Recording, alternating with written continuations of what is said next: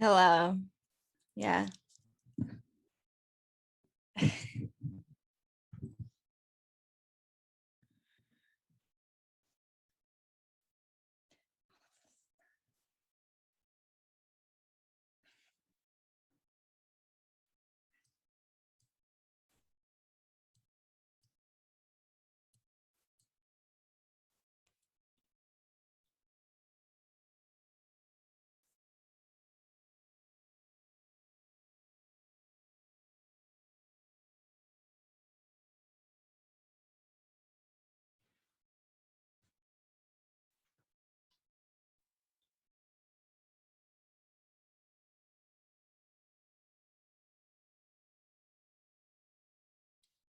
That's me.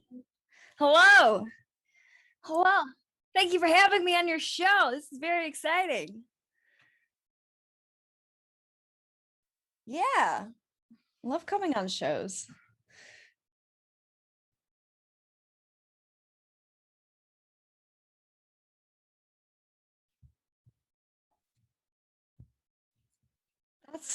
That's how you do it. Yeah. You hang out and chat, you be a cool person, and you say, "Hey, want to come talk about film?" And like the answer is yeah. I always want to talk about film. So why not? Why not do it? Believe in yourself. Yeah. Shame on y'all who didn't let me know that I was muted in an OBS. Shame on y'all. So let me go ahead and do this all over again. Oh my I'll just edit it in post, as we say in the wonderful industry of ours.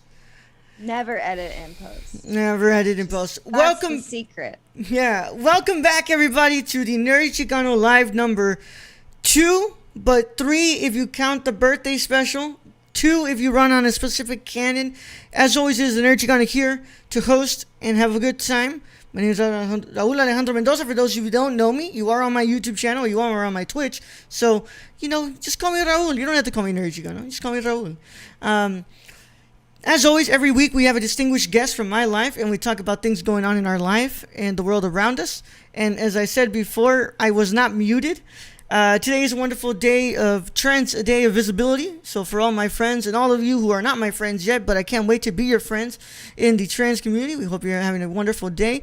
And as always, a reminder that trans rights are human rights, trans women are women, and protect black trans women at all costs as well.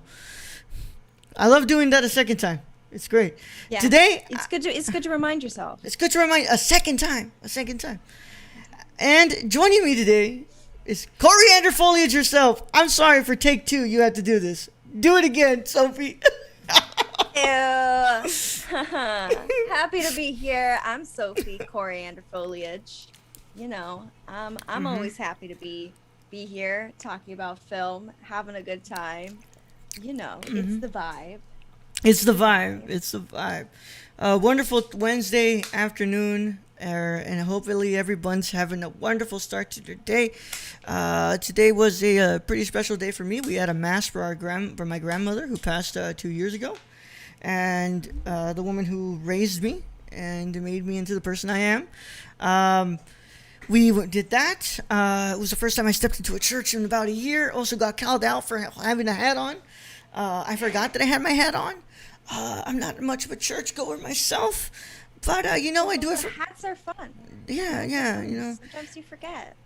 Yeah, Catholics are crazy, but Catholics be crazy, man. They're always like, take your hat off. Yeah, it's like, come on, man. We got a bunch of other religions where people can wear hats. I hope. Yeah, so we did that, and we had a nice, wonderful breakfast at the IHOP. Love it. Yeah. Love it. Got that breakfast sampler. Fuck that shit up. Right. Get that stack of pancakes. Yeah. I got 2 pancakes with that fucking syrup on it. Some good old. What you need, yeah. Yeah, some butter. Some butter on it, and just had a good time. Had a good breakfast. But I said I have to be here by 12 o'clock or 12:30.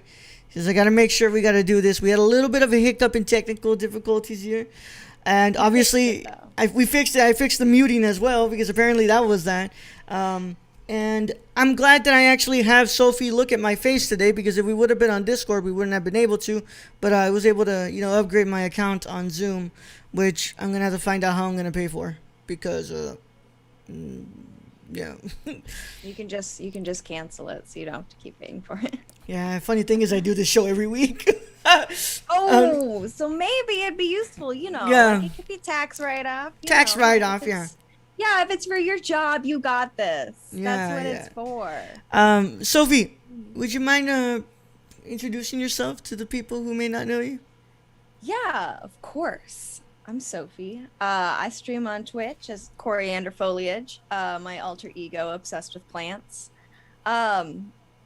I stream things like art and Animal Crossing and Stardew and various games, sewing projects, IRLs where I walk around New York, where I live. And I'm also an actor, and I'm also a filmmaker and just artist in general. Using Twitch as a fun times during the quarantine as lockdown has been very exciting, especially in New York. We love it so much. And yeah, I hang out. I'm funny. I like fun facts. I like, learning stuff. Learn every day. Believe in yourself. I'm queer. I'm here, and everyone's my best friend. That's awesome. I love the positivity that you radiate in your streams and stuff. It's infectious. Yeah, I met Sophie here through Micah. Micah had Sophie on the stream. We were playing Clue. That was fun. I don't remember if it was you or was it Sina who brought up Agnes Varda. Maybe. I don't remember. Because I talked about, like, my disability, and you were like, well, something that Agnes Varda was talking about was how she was losing her sight too when she got older. Oh, that was me. That was you. I think that definitely was me. Yeah. I remember talking about how there's a lot of artists just in general and filmmakers who, as they start losing various senses, they just compensate in their art, and their art just kind of changes as it goes. It's kind of like a really awesome thing.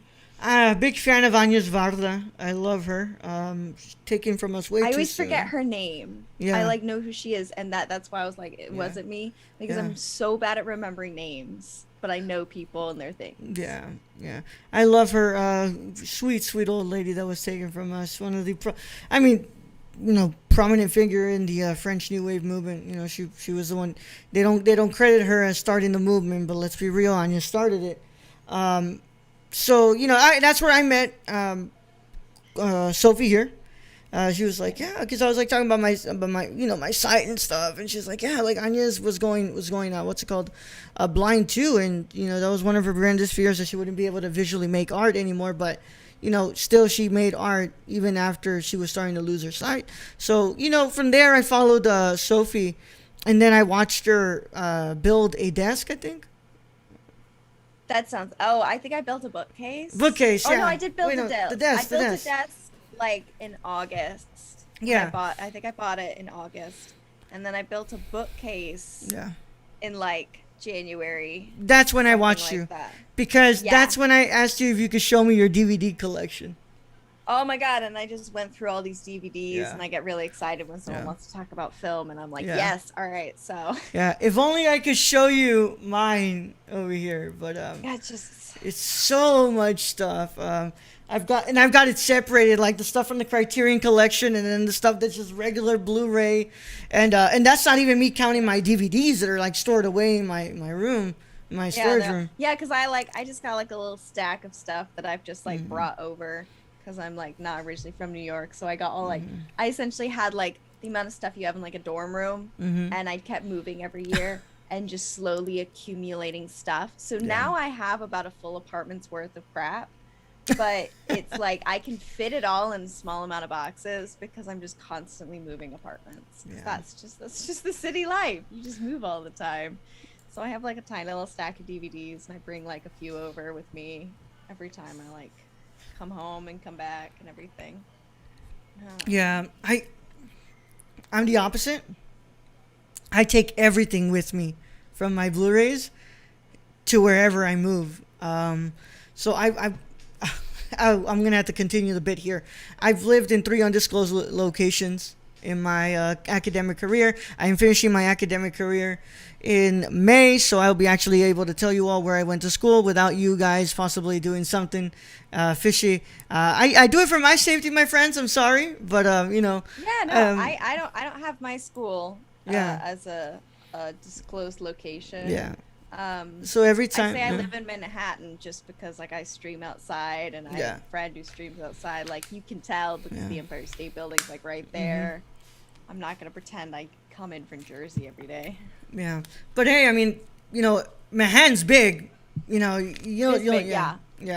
But if I gave out my location, I'm sure that people would be able to find me. But they'd be able to But from my 3 undisclosed locations I've lived in, I've always taken my Blu-rays with me. I'm like, hell no. There's no way that I'm not taking my Blu-rays with me, because I need them. I want them. And I go through them a lot. I have a couple of them that like are done. Like they're scratched up. Like they've been played so much that I need to just stop. We have a few DVDs like that. I think we broke a few VHS tapes when I was little too. I think like the Jungle Book got broken because I watched it so many times. Oh my god. But also like because I'm originally from the West Coast, so it was just hard flying back and forth with a bunch of stuff. So everything kind of like bubbles down, and I'm like had the heaviest carry-ons that had like a bunch of DVDs, books, and everything. Books are heavier than movies, so I tend to like, you figure out what you can cut down. Of course. I gotta have my Shakespeare films with me. Like that's important. Yeah. I mean, I can't wait to display these sets, the ones that I got. Like, just these are gonna be beautiful once I get to move out. Like shelves. Just get a shelf behind me. Just put like this. I mean, like, look, hold on, like this thing right here. We gotta pull something out. We can't have this conversation while pulling something out. It's very important. But imagine just having shelves and you just have beautiful DVDs on display. Yeah. Look at that box. I mean, just set. look at this. Look at this. This is what we're talking about. I keep pulling this out, y'all, but understand that there's a reason to pull this out. This, guys, I am telling you, Criterion went off with this. They went off with this. This World of Wong Kar-wai box set. I bought this with my tax return, and I have never felt more happy and more guilty in my life. My friends, listen, those tax return purchases are important. Yeah. It's called serotonin, baby. This one's it. It's right here. This was much needed serotonin. Guys, I'm not kidding when I say that this is amazing. It's a French fold. It opens up. You have the films here. This is beautiful, y'all. Buy this. Experience this incredible Hong Kong filmmaker for yourself. These are some of the greatest movies you will ever watch in your life. There is no other filmmaker like Wong Kar-wai out there. I promise you, I'm not hyping up just some man in the industry. I am hyping up the man known as Wong Kar-wai. Please. You know, this is just amazing. I'm telling you, like, I can't wait to have this up on the shelf. You know, it displayed like that. You can see it. Then I've also got my Essential Fellini box set. I'm not gonna pull that one out. That one's huge. But, like, you know, I'm telling you, these things are amazing. These things are amazing. It's good. It's important. Yeah. Movies are fantastic. Yeah. Like, streaming is great because you can have all these movies at your fingertips. But they don't have, like, sometimes they just don't have the best ones on there. Like, also, the number of times that I'm like, all I want to do is watch Much Ado About Nothing. It's one of my favorite movies. And it's never on streaming. It gets taken off all the time. People are like, nobody wants to watch Shakespeare. And I'm like, I do. Yeah. Can I help you? Like, where is it? Where is it? Yeah. No, this is, so. And then, you know, so obviously something like, here, like, let me see this. Let me open this up. We have, on this, you have, and then, look, guys, come on. I did a whole unboxing. Look how beautiful this is. I want to pull something out. Look how beautiful this is. This just become I don't have. On here, you can watch. You can probably find In the Mood for Love somewhere, but like films such as like As Tears Go By, 2046, Days of Being Wild. Those films can't be found on streaming. They're not available to rent. So you have to buy them. That's why DVDs are so important. Like like, here's my thing. I love having physical copies of things. Movies specifically. I'm like, if this is my favorite movie, I don't want to be dependent on the whims of Netflix, whether or not I can watch this movie. Yeah. Like Chicago, I love the movie Chicago. Oh, Chicago's incredible. It's fantastic. It's such a good movie. And it's never on streaming. Sometimes it'll be on there for like a month, occasionally. But it gets moved around a lot. And I'm like, sometimes all I need to do is watch Chicago. Yeah. All that jazz. I just need to see Velma Kelly do that. And it's never on there. So I have the physical copies. So I'm not, you know, like forced to change my mind dependent on like streaming platforms. I do the same. I like physical copies of CDs. Oh, yeah. I like physical copies of games. Like, I don't have any Switch games that are like downloadable content. I have the physical cartridges. Because I'm like, what if I need a different Switch? What if I want to lend the game to my sister? What if my sister lends a game to me? Mm-hmm. Like, I like physical copies of things. I want real world substance. Yeah. I want that DVD. The only thing that I was kind of forced to have to adopt digitally was literature books. Like, obviously with my site, you know, reading books are a little hard right now. Yeah. So I was forced. Like, everything that was books, comics, manga, I had to move on to digital. I'm sorry. Y'all can hunt me down. I do the same with books. Yeah. So a Kindle is fantastic. Yeah. I have many copies of Shakespeare. I'm literally, I'm a nerd because I literally have Hamlet sitting right here next to me.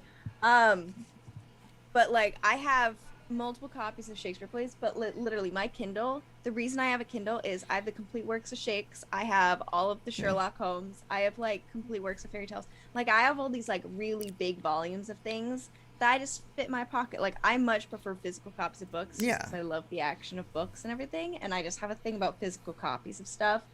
but like a Kindle is amazing. Like that is like probably like one of the best inventions I think that people have made, because you can, it's like it's easier to read. You can like enlarge it. Like it's amazing for people who like have a disability, who can't read very well, especially because you can get like little versions of books like travel size. They're so hard to read. Like I can't read it. I'm like, this is tiny, the pages fold over. Like if you want a big nice copy, hard copies.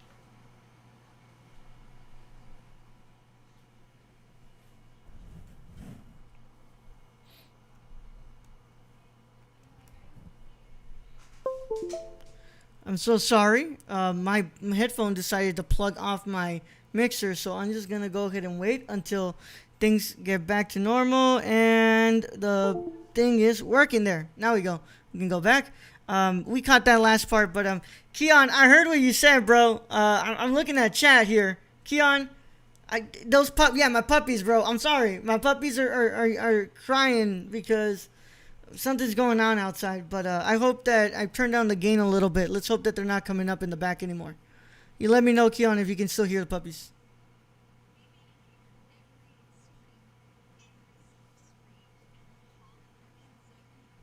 Yeah. Yeah. Yeah.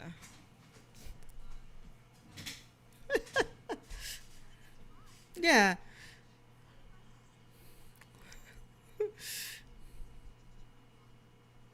Yeah. These walls are just too thin. Yeah.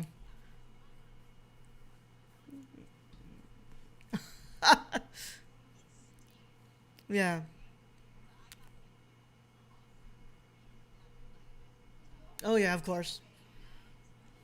Yeah, you got that fill light just hitting you, you know. Got a beautiful natural lighting. Nah.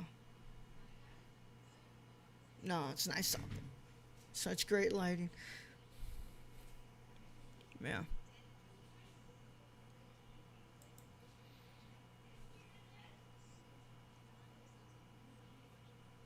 Yeah.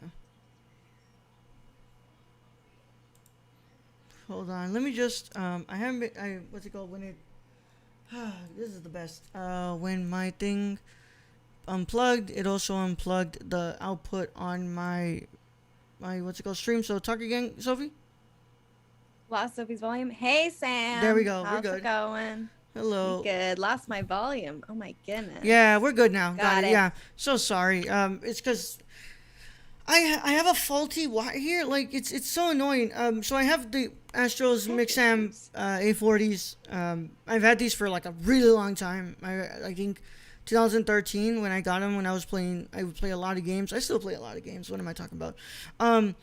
The wire is just like it just any sudden movement it pulls out. It does that. I know. Anytime someone has technical issues, I'm like, I got you. Like it's perfectly fine. I broke my computer by just regularly using it. I have no idea how my laptop just went kaput. But I gotta send, literally. I have to send it off to get fixed because it's still like a thing. It's not like anything's like solid broken, like the battery or the memory or something. That's what was the issue. It's just so annoying. I have this fabulous new computer. Oh, yeah. But it's like, like technology does that. You cannot control any of it. So people are always like, I'm so sorry. It's just like, it's fine. You step on a wire, it decides to break everything. Yeah. Like you send a shock through one thing and it just breaks everything else. So it's always okay. Yeah. It's always like, we got you. Yeah. Thank you. It's so annoying. But Sam S, thank you for stopping by here on stream and talking with us. We appreciate it. Forgot to mention to you all, I'm gonna put it in right now, so I don't forget. My friends, I am currently raising money for the last round of crowdfunding for my short film before I leave. So we're trying to raise as much money as we can get. We need to find the money. We need to get the money, at least $1,500, to be able to rent the gear that we need again. So right now, if you are generous enough, my friends, you can join in the conversation with us, send in a question, a comment, concern, whatever you want to do. Streamelements.com/the nerdy Chicano/tip. Once again, that is www.streamelements.com/the Chicano, CHICANO/tip. Help me make my movie, please. We're almost done making it. This is the last round of shooting. We need this last round of money. Let's try to do this, guys. At least get some donations in there. It'd be really nice. And thank you. Either way, for those of you who are chatting with us, it means a lot. But yeah, I just, technology's a son of a bitch sometimes. I hate it, but I wouldn't say that I'm necessarily that good at it. Yeah. Like, it's just, it doesn't come naturally to me. I've picked up on everything. It always used to be a running joke because I've got a video production degree, right? I studied digital media video production. And my friends always used to laugh at me because they're like, especially my friend Nick, who comes on stream with me sometimes. Yeah. Because he's my friend from high school, and I like this habit of like accidentally breaking technology in fantastical ways is a very long running gag. I don't purposely do anything, just suddenly something just decides to not function right. Yeah. But he always used to laugh that I was doing a media degree in the sense that I'd use technology, I'd use computers, I was learning editing software, and he's like, "You can't use computers. I broke Skype. I don't know how." We spent 3 years because we used to hang. Skype was like a thing. We used to hang out on like video calls and everything. He helped me with my math homework. I broke it. He would be on a call and we'd uninstall, we'd reinstall, we'd run differently, we'd like restart computer. We never fixed it on my computer. It completely broke. I have no idea how. We used it like twice and then it stopped working. But like the fact that I had to study and use computers every day. I spent my entire day on computer. He was like, "Why? You hate computers?" And I'm like, "I know." And here I am. And I'm like, I know how to use this stuff, but it's still, I'm like, you ask me to fix something like in the real world. You ask me to fix furniture or clothing or like anything like physical. I'm like, I got you. It's done. I got a hammer in my back pocket. I got a screwdriver, needle, and thread. Let's go. You ask me to fix a computer. I look at it and I go, okay, so I know what RAM is theoretically. Theoretically. And then I walk out the door. You see, like, I understand, like, cameras. You're like, "Hey, Raul, what's going on? How do I turn on my neutral density filter on my NX100 cam or whatever?" You're like, "All right, cool, I know how to do that." Raul, why is my camera not recognizing my SD card? Okay, cool, let's format it. Stuff like that. Raul, what is ISO? Raul, what is aperture? Raul, what is shutter speed? I'm good with that. I'm great. That's what I've been studying to do. But when you tell me, "Hey, Raul, how do you bring the video feeds into OBS?" I'm just going to pull you into Burke Made's wonderful YouTube channel and his technical difficulties show, because guess what? I am barely going through the Burke Made School of Broadcast. I am in the, School of Film. That's not what I'm in right now. Yeah, that's always the thing. I took like a lighting class, art direction. Yeah. And I was like, this is fantastic. I'm physically moving the lights. I'm setting it up. Yeah. You put it over here. You put it down here. You move all the stuff. Someone hands me something that has buttons. I'm like, okay, I will press as many buttons as I can to figure out what it is that I want to do. But I'm going to give the camera to you. I'm going to give the editing software to you. And I'm going to go build a set. And that's just like, that's what I'm good at. I'm like, that's what I can do for you. That's always my thing. When someone asks me how to do something, usually I'm really good about figuring things out and then teaching other people. So I sound super knowledgeable. Oh, yeah. But, like, my solution is just press as many buttons till I figured it out. Like, Premiere, I, forgot how to white balance, and I literally just went and looked through all of the tabs, and I was like, aha, there's my dropper. And just went from there, because I'm like, as many buttons to get the visual or the sound that you want, it doesn't matter how I got there, it just matters that I got there. Yeah. That's what just matters, And, And to be fair, you don't have to feel bad about understanding Premiere, because guess what? Premiere is a pain in the ass. Nobody understands Premiere. Premiere is the biggest pain in the ass. Guys, I just had to learn Premiere on 2 different things. My school had Macs, and then I've always used Window PCs. Yeah. So I learned how to use Premiere on Macs and PCs. Yeah. Do yourself a favor, y'all. Excuse me, I was gonna burp. Do yourself a favor, y'all, who are out there, and you're like, "Oh, what should I be editing on? Stop with Premiere. Make the jump to DaVinci. Just do it already. You're gonna thank yourself in 1,000 years, in 3 years, or 5 years, when you're freaking editing stuff and you're able to color correct and color grade different better. Because guess what, guys? Premiere's a pain in the ass. Premiere's not good. What I use. I'm so sorry, y'all. Premiere is not good. It's not. It sucks. We only use Premiere because it's so user friendly and it's easier for us to learn. It is, though, it is a good thing to know how to use. A lot of jobs, when they're looking for any sort of creative producer or production assistant, they do want you to know how to use Premiere and Final Cut Pro. I don't know how to use, I've never used Final Cut Pro. I know how to use Final Cut. But like it is a really good thing to get your hands on, especially when you're in school and sometimes your school gives it to you for free or you can get it for cheap. Always learn how to use it if you want to know how to edit, and like Photoshop too, because that's usually what jobs ask you to do. Like even if they upgrade you to using a better software later, you gotta know how to use Premiere at some point, because that's all they like. No Premiere, and I'm like, all right, I got you. Hire me. Yeah, I know how to use Final Cut Pro. I know how to use Premiere. I know how to use DaVinci, and I know how to use Photoshop, Motion, and learning After Effects as we speak. So, what's it called? I know how to do these things, guys. Like like Sophie does say. Of course, it is empirical that you learn how to use various softwares. But if you're strictly a production guy and you're just like, oh, I want to know editing software because I want to make YouTube videos and I want to do stuff like that. Guys, get off Premiere. Don't pay that damn subscription price.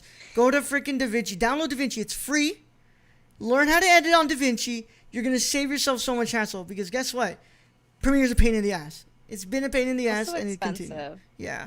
It is expensive. Yeah. So, you're going to do yourself a ton of favors. Sophie, I guess before we actually head into the topic, I wanted to ask if you've watched anything as of late, anything that caught your eye. I know that I've watched a couple of things. I've been doing a Marvel rewatch with a friend. Literally, we started at Captain America. We're watching all of the Marvel movies through. That's what I've been watching recently, which is not the most profound filmmaking in the world. However, Scorsese can get off his fat ass and stop calling everything not real cinematography. Okay, fuck you. Hot take. Hot take. I've been watching all of that. It's fun. Leave my grandpa alone. Leave my beautiful grandpa alone. Listen.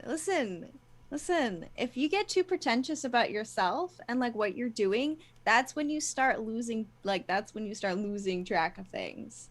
Yeah. Too much pretension really, really bites you in the ass. Because if you say something's not a real thing, come on, film is entertainment. People are like, oh yeah, this film is the most profound film in the world, and it's a black and white silent film, and it's it was not the most profound thing when they made it back in the day. Back in the day, it was raunchy and weird, but people thought it was funny. It's only now that we're this was amazing. Back then, they were oh my god, they're moving. So stop calling out Buster Keaton down. I'm gonna call you out. Come on. Yeah. That's what I've been watching recently. I have a whole list of things. I did find Throne of Blood, which is the Kurosawa Macbeth. I found it on HBO Max. I'm somebody's gonna have to watch it with me. I'm very excited.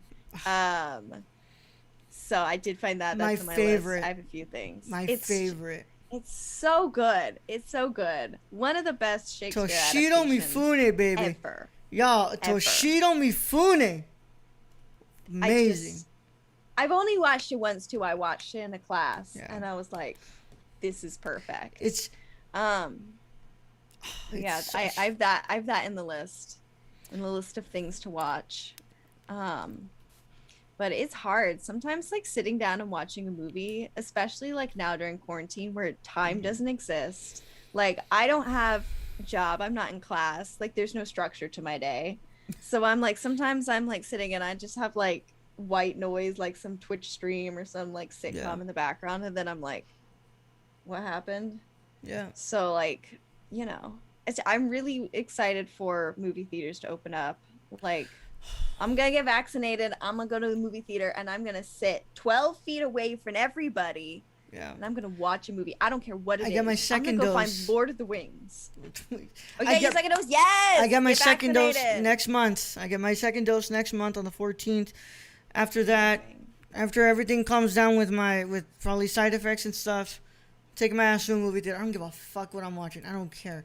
I don't care. Right. Show me Trolls World Tour. I don't care. Okay, maybe not that. Something. I'm just gonna sit down. I'm gonna cry sit in the movie theater. I'm gonna cry. I'm gonna cry. Burst into tears. I'm gonna be real honest. Burst into tears. I'm telling you right now. Yeah, I think one of the movie theaters in New York, I think somebody's doing a Lord of the Rings watch. Oof. And so they're doing all of the Lord of the Rings. And so me and my friend Toasty, I think we're going to go see Lord of the Rings in theaters, which of course it came out when I was like tiny. So I've never seen it in theaters. I'm like, that would be amazing. Yeah. I would cry. I would still say my fun facts. I'd point out when Aragorn breaks his toe. Like, that's important stuff. Yep, in the Two Towers. Like, I would point out, Peter Jackson with the carrot. Like, this is important. It's, you know. It's a cinema. It is. It's cinema. It's fantastic. Lord of the Rings is like my favorite. Oh, I love those movies. I love those movies a lot. I'm excited for the Amazon series that's coming. The fact that they didn't hire me for that, I'm so upset. I'm so disappointed that they didn't, dude. Honestly. Yeah, I could be an elf. I could be a hobbit. Yeah, I'm short enough to be a hobbit, so yeah. Yeah, exactly. I'm 5 foot, guys. Come on, I'm right here. Right here. I'm annoying enough to be a hobbit. Yeah. But heroic enough to be one too. Yeah. I watched I'm getting ready for Godzilla vs. Kong today. I rewatched the movies coming forward. Something new I did watch, y'all. I did watch Another Round from Thomas Vinterberg, Danish film with Mads Mikkelsen. Film was all right, guys. I was not that big of a fan of it. But, it's nominated. I was like, I gotta watch it. So that's where I bring in this could have been switched out for any other Latin American film that wasn't nominated this year. And that's my gripe with the Academy, as always. But, Listen, I don't think I've ever cared about the Oscar. I love red carpets. I love fashion. Yeah. Listen, I want a ball gown. But honestly, awards, they pay their way in. Yeah. It's just it's not even a popularity contest. It's just money. It's like I don't care about who wins. Sometimes they get it right. I do not think the Oscars is a sign of a good movie. No. Suicide Squad won an Oscar for makeup. They don't mean shit, okay? Yeah. Like, okay, winning an Oscar for like Best Actor, it's an amazing honor. It's an amazing award. Best Director, like that would be fantastic. But it is not a sign of a good movie. It's a sign of a movie that has amazing financial backing. Yeah. Okay. Hey, sometimes they do. Parasite winning was fantastic. All right, because that's like breaking through a bunch of shit, but it's still not getting the recognition that it needs. It's still not like, people are like, oh my God, this was amazing. This came out of nowhere. It's like, no, it didn't. You're just only paying attention to American cinema. Yeah. No, because South Korea has been putting out hits for years. Yeah, South Korea's cinema has been hitting it for a while now. But sometimes they do get it right, and sometimes they do it. But like this international feature category this year is absolutely fucking atrocious. Yeah. Like I'm like, if you don't get nominated for an Oscar, I'm kind of like, that's not a sign that your movie's bad. No. Oscars so white every year. Like, come on. Like the only I've said it multiple times. The only award I want the Palme d'Or. I want the Palme d'Or. I want the Cannes Film Festival Palme d'Or. That's all I want. I don't give a shit about that. I want to be the next Leonardo DiCaprio, and I want to be nominated every single time and never win. I never want to win things. That's it's my contradictory. People think that I'm competitive just because I'm obnoxious. You're not obnoxious. Oh my God, thank you. Thank you. I love the idea of being nominated and never ever winning, because I like the meme and the joke of it more than the idea of winning something. I would prefer to show up and come second place my entire career than to actually win an award once. Yeah. Like I keep putting that into the universe in the hopes that someday I will get nominated and never win. I don't want anyone to ever vote for me, you know. Don't like vote I'd for be a Sophie. I'd be a write-in presidential candidate, come in second, and they'd be like, you should have been president. I'd be like, no, it's funnier if I wasn't. Yeah. That's what I want. I just want the lulz. You just want the lulz. Jokes. Yeah. But yeah, that's what I've been watching. You know, I watched that around. I kind of made my way. I'm going through my Wong Kar-wai set, so I watched As Tears Go By. I watched Melancholia for Between the Frames this week. Loved it. Von Trier is. I fucking hate that I like that man so much. I fucking hate that I do. Oh God. Listen. Lars, you have your head so far up your ass. You're a piece of shit. You're an asshole. You make fucking great movies. I don't know why I like you. I don't know why. I hate that I like you so much, dude. I hate it. I hate it. God damn it, dude. But, yeah, if you want to talk about pretentious, fucking Lars von Trier is pretentious as shit. He was born Lars Trier, and he put Von on it. Come on. Like, it does. Just to be fancy. Yeah, he puts his head, he's got his head. You know? So far up his ass. But sometimes if you succeed, you just got to remember that you're also a piece of shit, and that's the important thing. Yeah. You can make amazing stuff, but always remember, on the inside, everyone's a piece of shit. Everyone's a piece of shit. Yeah. So we're gonna go ahead and get into a little bit of a topic here, my friend. First of all, thank you. It's been fun so far talking with you, and nice. Remind you all, if you want to get into the conversation, please go to www.streamelements.com/thenerdychicano/tip. It helps us fund my upcoming LGBTQ plus drama before I leave. We've been doing a lot of good stuff with it. We're finishing up pre-pro, going to be shooting in May. And then from there, we'll see what happens. Because I'm not going to lie, pre-pro's been fucking crazy. Pre-pro is wild. And sometimes it's not your cup of tea. It could be hard. Yep, I like production. I like being on set. I love being on set. I don't like doing this producer stuff. But I'm not in the position to be my own, to have my own producer. So I have to act as my producer at times. So with that being said, I'm going to go ahead and get into this conversation. So if you didn't hear before in the beginning because, you weren't paying attention or you weren't here or my audio was out, Sophie works as a filmmaker and as an excuse me. Actress, you know, actor, yeah. Sophie works in the both sides, and I find that so fascinating. She's not the first one that I know that does that. I have a lot of friends who are production people, and they are actors at the same time. The wonderful Angie Sandoval, who is playing my protagonist in Before I Leave, she is a production girl, and she's also an actress. Then you have, of course, people who don't do acting at all, and they just do production only, and then vice versa, right? I kind of wanted to talk about, because I don't do acting. I'm terrible at it. I'm only useful for a cameo, if that's all you want. Love a cameo, though. Love a good cameo. Yeah.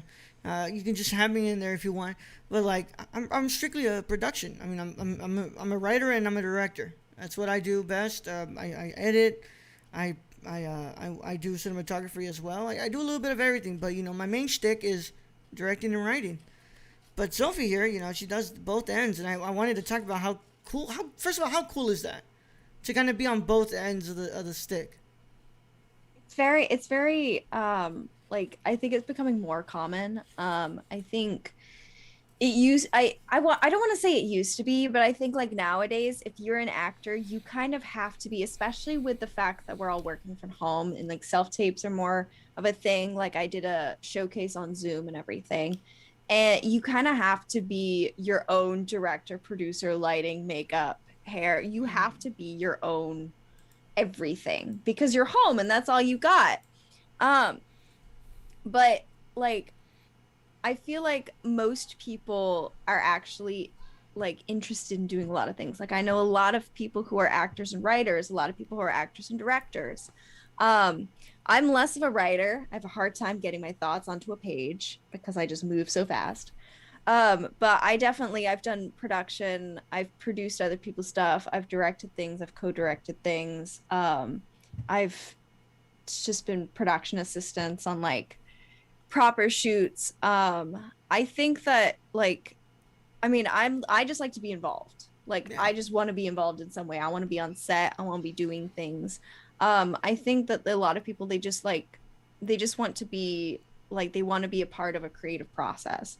And for some people, it's like they create a character that's so much part of themselves, they want to play that character themselves, or they like being on camera. They are a good actor. They have a background in theater or whatnot, but they actually kind of want to be the one running the show. And so I think you have a lot of people who like kind of go within that vein, especially when you're like working at like our level where we're like doing our own stuff. So you have to do everything. You have to fill in the spaces. Like once you get up to like higher ranks, you know, you get people who are just actors because that's all that they know and that's all that they want to do. Yeah. But then you get actors who become directors, who become producers, who start directing their own stuff. And like usually I think most people do a lot more than you think. Like a lot of TV shows, you actually, the actors direct some episodes or they write some things. And it's like like less known because usually you think, oh, people do one thing. So no, people do everything. Yeah. First of all, I think that, you know, actors turning directors are probably some of the best examples you can have because, you know, obviously who's going to know best to talk with an actor than somebody who's been in their shoes. I simply don't do acting because I'm not comfortable in front of a camera. This is the extent of being in front of a camera I'll tell you guys I'll ever do.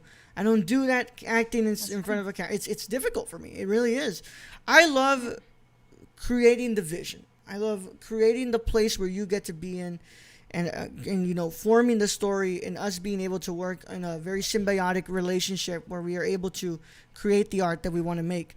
You know, and anybody who knows me, anybody who was there on set with me before I leave, I'm a director who's open to ideas. I love talking to the cast and the crew. I don't like to shut myself off. I don't look at the camera after cut. I go straight to the actors and talk with them and see what's going on.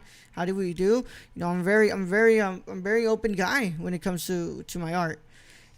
And I think that's just, and I love that it's just like you get to see both of that. You also get to see when people, wow, that's great. My microphone just fell. You get to see when people do wrong on both sides, you know, where you're like, oh yeah, you know, you didn't do this right within, you know, acting. But you're also like, hey man, you were off when you were giving me direction. Like, that's not good direction. Like, no. I think the best directors, in my opinion, are the people who really know how to work with the actors. Cause I have an issue, like, I personally, I don't like directing myself. I have been in my own stuff, but I feel like it's not an acting challenge. I can't, it's kind of like, I'm like, well, I think I want this, so I'm just going to go do it. Like, to me, when I'm in my own stuff, I don't feel like I'm acting.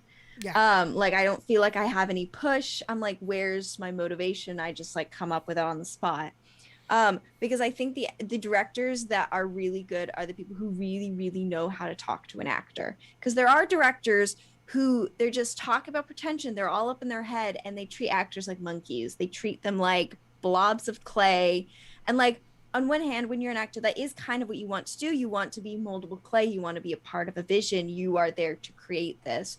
But you know, like when you're portraying a character, you become that character. You have to embody and put more into it than you are being given. Like when you're given the words, you're like, okay, well, what's my motivation? Okay, well, what's my backstory? Have you been given a backstory? No, it's just like, okay, you're this, this, and this. And I'm like, okay, well, I have to flesh you out into a real human, because that's how you get like successful characters.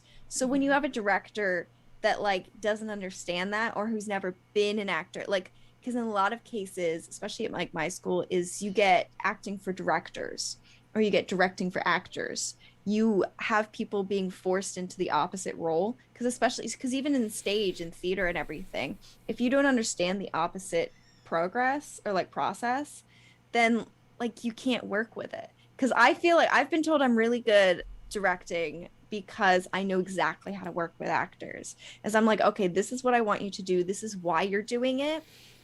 What do you think that you should do? I give you space to like work about things. Because like, yeah, like you said, like it's important to like talk to the actors and everything. But like, if you aren't given enough information, then it's like you don't know what to do. But if you're given too much information, you have nothing to work with, you know? Yeah. And that, you know, for example, I had a scene that I was doing on set, a really prominent scene within the film that we're doing. You know, the couple stays at a friend's apartment, and this is the only place of solace that they found yet, where everything seems to be okay. And, you know, I had to go up there and I'm like, okay, guys, you, the partner, you are not here to be the solution. You know, she's gonna go tomorrow to confront her mother and talk to her about her sexuality. Your place within this scene right now is just simply being a reminder that tomorrow is gonna be a new day, and we're gonna be okay. Whatever happens after tomorrow, we're gonna figure it out tomorrow. But right now, we've got us, and that's all we've got right now. And it's fine that that's how it is. And then I you know, I talked to the protagonist and I told her, you are here just to feel consoled by her. And you know, we took like 2 takes and we got a great job out of that one. We got a great job out of that scene. And I kept kind of reinforcing those little things that you do on set that are really important that you do as a director. You know, I don't ever say that was great, but no. Like that was great. Let's go ahead and do another one. You know, Another one for safety. Another one for safety. Never say but, guys. Never say but. But is an actor's worst nightmare, because that means without being that's a nice way of saying you did that wrong. Let's do it again. It's definitely like, it's like not being given the constructive criticism. Mm-hmm. It's like, that was good, but can we do it again? It's like, okay, but why? But what was it that you want me to something you want to change? It's like, oh, let's do it again. It's like, yeah, that's fine to be told, let's do it again. Mm-hmm. But without having like something to change, like it's like, what do you work with? Like, because that's like a person, you know, an actor is a person. Some of us are absolutely obnoxious. Some actors are completely stuck up. But well, some directors are pretty stuck up too. Some directors are also pretty stuck up. It's definitely like the nice thing about it's nice where it's like a lot of the times it's about finding people that you work with really well and just kind of like you can get a really nice rapport. Like, you know, people always say like, oh, your crew, the cast, it's like family, but it's very much like you can create a really, really good atmosphere. And then on the other hand, you can also create really terrible atmosphere. Yeah. And that's always kind of my criticism with a lot of things is there's a lot of nepotism. And there's a lot of times like you find if you're an actor and you find a director that you work with well, that director is going to choose you for absolutely anything. Yeah. Greta Gerwig exclusively works with Saoirse Ronan. Like she doesn't share her, she just works with her. Marty loves Leo. Marty loves Leo. Wes Anderson has 5 friends and they are in every single one of his films. Yeah. Like, it's like, that is the dream as an actor. I'm like, I need a director friend who loves me so much that they want me absolutely everything. All right, let's go, Sophie. Let's how you get work. Let's just work. Like, let's work already, Sophie. Let's get this going. Let's show up. That's my thing. I show up and I'm like, hey, I'm here. What's up? Yeah. Yeah, but like it's definitely that thing where it's like you find that connection, you find a way of working with people, and if you don't mesh, it's really, really, really difficult. Yeah. And you know, I feel like I always say that I think that I'm pretty easy to work with. I'm fairly easygoing, as like wound up as I am, because I think most of the work and jobs that I've done have actually literally been through. Like a lot of the internships I've done have been through, I know you, your friend says you're cool, you can come along. Yeah. And it's like, that's how you get work. That's how you do things, is you make really, really good connections with people. And the more that you're capable of doing, like I can act, I can be in stuff, I can help with sound. Like the film club at my school, I was a part of it during my senior year, so my final year.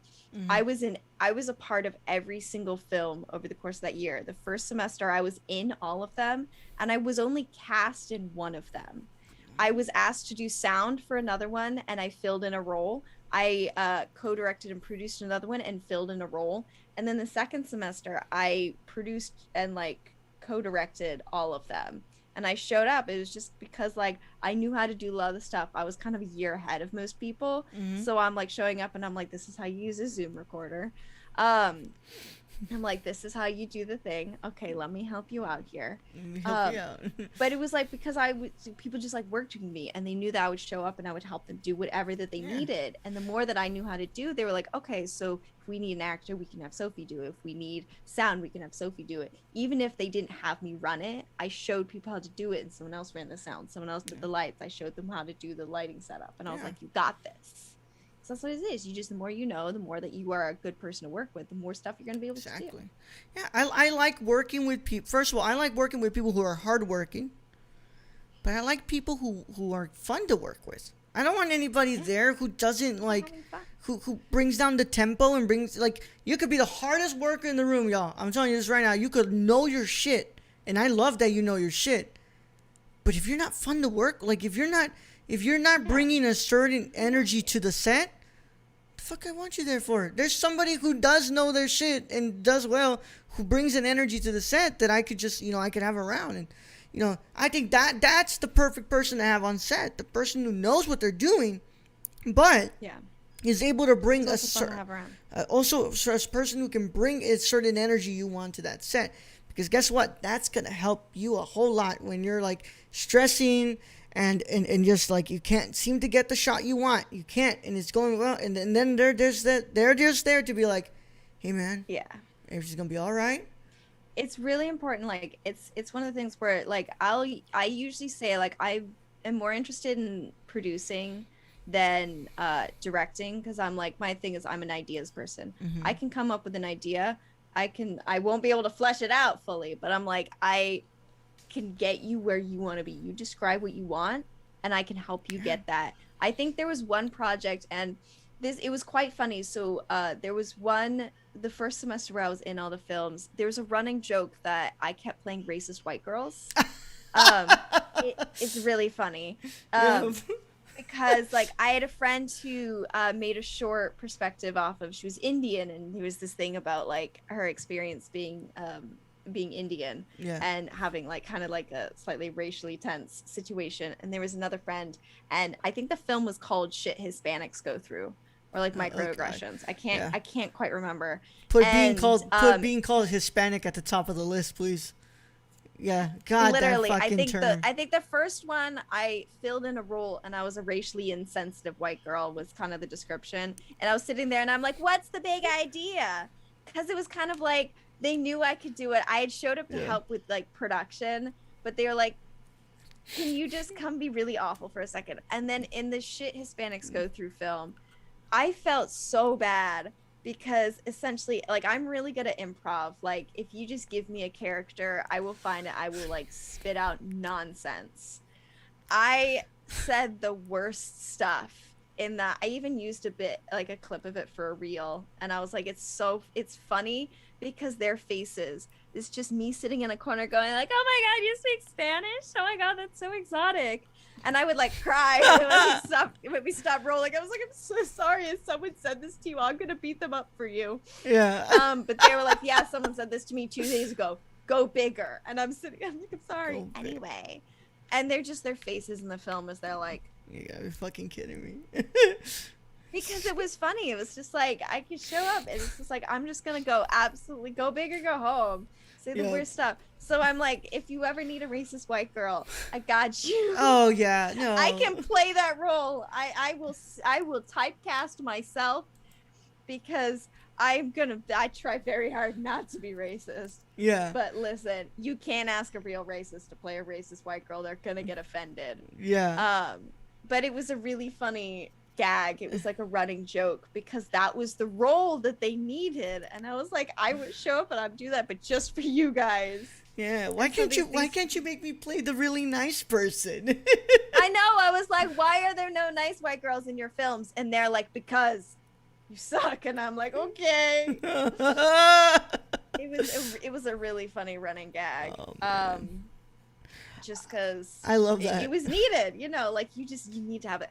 I think I can find the clip somewhere. I have a few clips of it, but you got to send them to me. Yeah, it's just like you just gotta have those kind of moments where it's like, but it's like that film that I was in where I was the absolute racist Sparkle is I showed up to school to shoot it with them, and I wasn't supposed to be that person. I wasn't supposed to be the character. I was co-directing it with them. I was producing their shit, and my friend was kind of like, no one else is showing up, everyone's running late, people are bailing on me, I just give up. And I was like, no, you want to make this, you're here, I'm here, we have the other actor here, we are in a school full of obnoxious actors, go find one friend and we can do half of it. We did talking heads where it was just, we shot me and we shot him, and it was just the two of us. And then we took an hour doing that, and then slowly we had more people showing up. But it's like that kind of thing where it's just like, I'm going to fill in that role. We're going to get this done because you want to do it. And that's the most important thing. Yeah. If you want to do something, you find people who are driven and who are like, we're going to do this. Yeah. And I'm like, I will do that. I'm like, I got you. You say, hey, I want to do this. And I'm like, give me a time and place. I'm going to show up. We're going to get it done because you want this done. Like, it's always important to get yourself a really good producer who's not only willing to show up and say really awful things to you for a joke, but also willing to help you get it done. That is important. Get yourself a really good producer, guys. Please do. Yeah. Because or be the really good producer. Be the really good producer. You're good at doing that. Like, I'm a great creative producer. Do not ask me to manage your timeline. I will not. I cannot do that. Do not ask me to manage your timeline, but I'm a good creative producer. You say what you want, I'm going to set it up right then and there. Yeah. So, I mean, I really want to work with you, Sophie. I mean, I love your energy, you know, and I'm in New York. Damn it, stop falling down. I can do voiceover stuff. Like, now I did a project with someone. Someone was like, wait, can you do an English accent? And I was like, dude, I am English. What do you need? Tell me right now. Yeah. And I did a voice for a radio show. Yeah. And I was like, yeah. We'll see. Hire me. I would like to go over to New York to work on something, shoot it inside there. So yeah. I'll keep in contact. I really do want to work with you though. You are. I'm around. I'm on Twitch. I'm bored. I actually got a rehearsal. Actually, I do have a rehearsal later. I got a short film that I'm doing. I think it's shooting in June. Doing all those self tapes. Applying for production jobs. Honestly, right now, I was trying to lean more towards production. Last year, I was like, okay, or like year and a half ago, I was like, okay, I got production internship. I'm trying to get on set.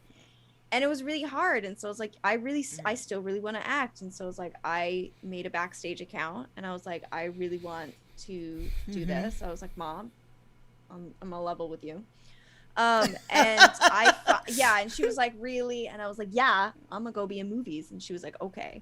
And I found a lot more acting stuff than I have production stuff. So I'm kind of like, I think the benefits being able to do both is that I can lean into one and then like lean into the other depending on where things are going. And like, I'm having a slightly easier time finding acting roles than production jobs right now. So what you're telling me is that I should learn how to act so I can be local Mexican gang member number 1.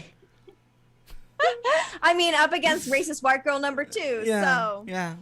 I think we can share a couple of scenes. Types. I think I've applied to be 2 daughters of cops who piss off parents by joining Black Lives Matter riots. Oh my God. I think I've applied to 2 or 3 of those roles. So I'm gonna find myself a new typecast. You know, find what you're good at. Yeah. But you know, the more that you know how to do, you don't have to act. Like absolutely not. It's still competitive. But the more you know how to do, you know how to edit, you know how to direct, you know how to produce, you know how to do lighting. The more that you know how to do, the better off that you are. 100%. I've had a really fun time talking with you, Sophie. Yeah. It's been a lot of fun. It's been great. It's been a lot of fun. You want to let them know where they can find you, dude? You know, internet. You do twitch.tv/CorianderFoliage. It's hard to spell, but it means cilantro. But yeah, I'm on Twitch. I'm on Twitter as that. I'm on Instagram as that. I'm wandering around. Actually, please don't follow me when I'm wandering around. That creeps me out. Please don't do that, y'all. Yeah, no, don't do that. No, if you work in the film industry, hire me. If you don't work in the film industry, hire me.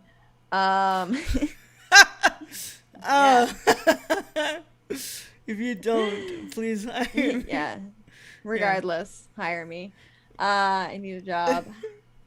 Yeah, I paid Sophie already. I gave her my Twitch Prime subscription, so there's her pay. Exactly. Yeah. Follow me on Twitch. Yeah. Follow me on Twitch. You know, cheer those bits. So I'll do squats. I won't do them happily, but apparently I agreed to do that.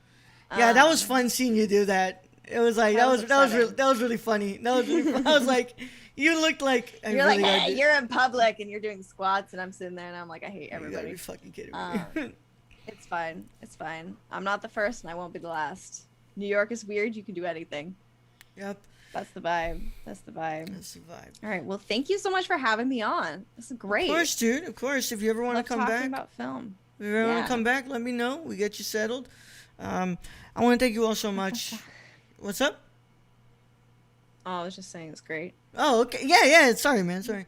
Yeah, no, thank you. You're a wonderful person. You radiate some really fun energy.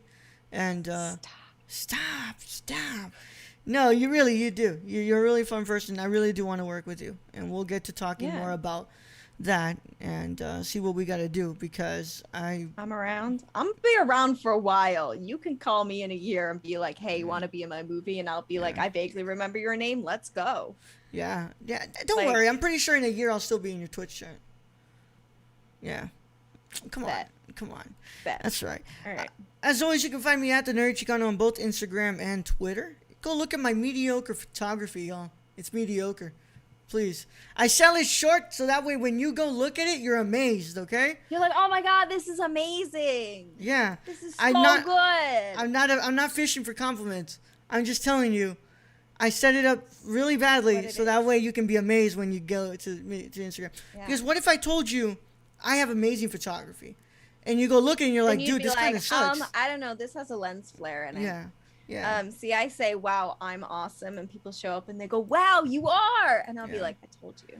Yeah. So look at my shitty photography, y'all. It's on Instagram, the Nerd Chicano.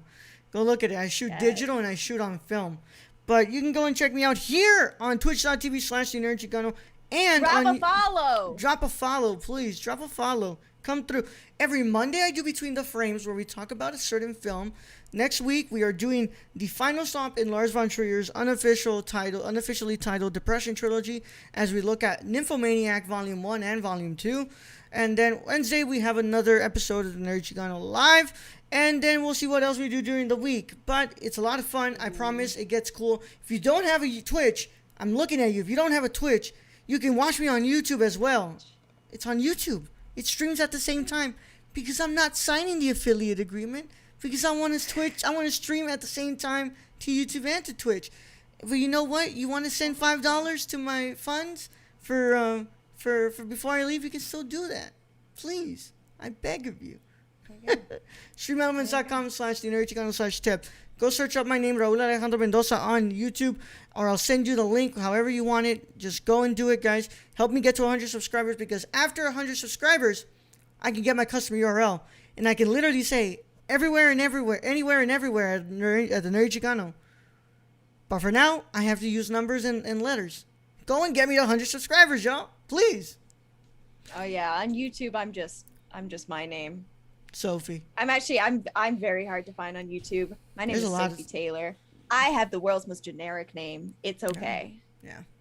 It's linked on my Twitch. You'll find me. Sophie Taylor, CorianderFoliage. You know, you should have just been that, but it's all right. Go and find her, guys, please. I'm gonna put her link. I'm gonna put the link in the bio. Either way, you guys can go find her there. You know, go and say, hey, what's up? Hang out. Let's have fun. And as always, guys, I want you all to stay safe and stay vigilant out there. Get vaccinated. Wear a mask. Get vaccinated. You know, do what you can. Be kind to people. Believe in yourself. All that jazz. Yeah, I don't know where the fuck that came from, but yes, all that jazz. And please, guys, remember, we'll be back for another one of these next week. I don't know if I'll be streaming on Friday. We'll see what's up. Either way, it's been fun. I love you all. Yeah. I don't have an outro. I don't. But, you know. I just say believe in yourself, and I cut it. Just say, I love you, you motherfuckers.